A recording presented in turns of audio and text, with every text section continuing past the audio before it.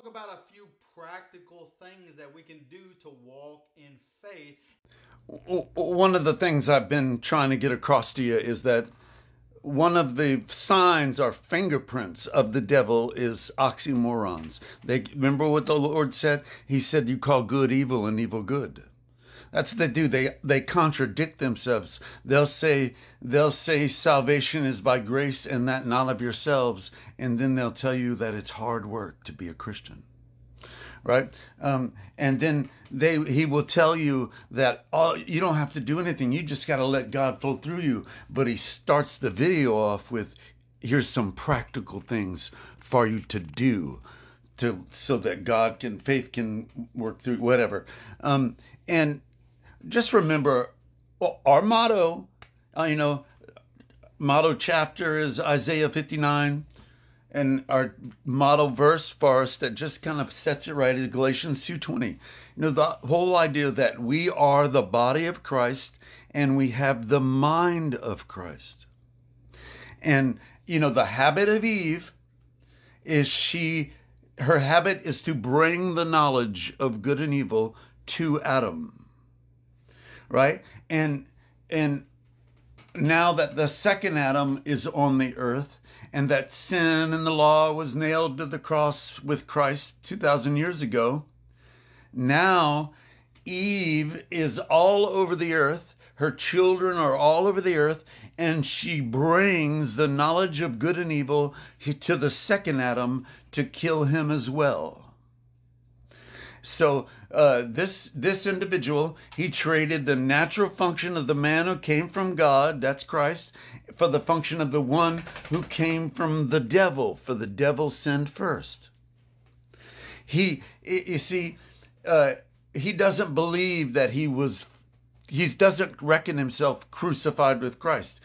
If he did, how can a crucified person do anything that's practical or not?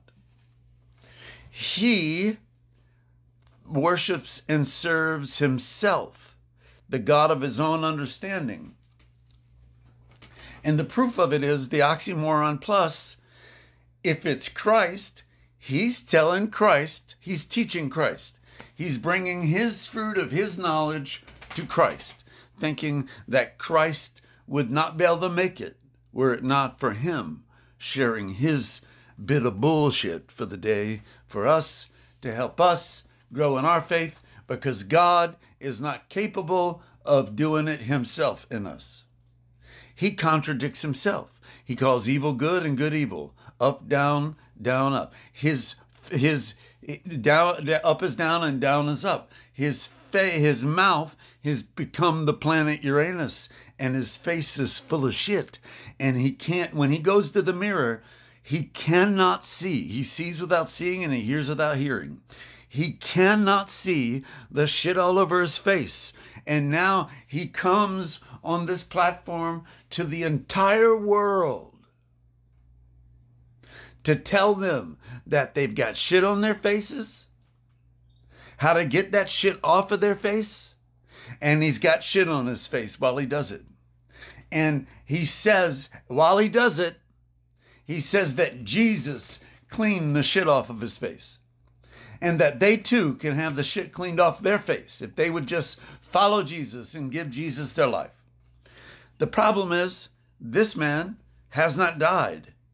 He can't make the great confession of Galatians 2:20, because here's some practical steps to help you grow in your faith, because God isn't powerful enough. And it's your faith. That's the problem. No man can see God and live.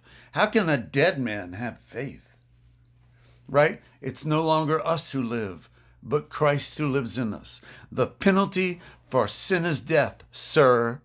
If you love God and you love his law and you know the penalty for sin is death, how are you alive to give Christ tips on walking in his faith?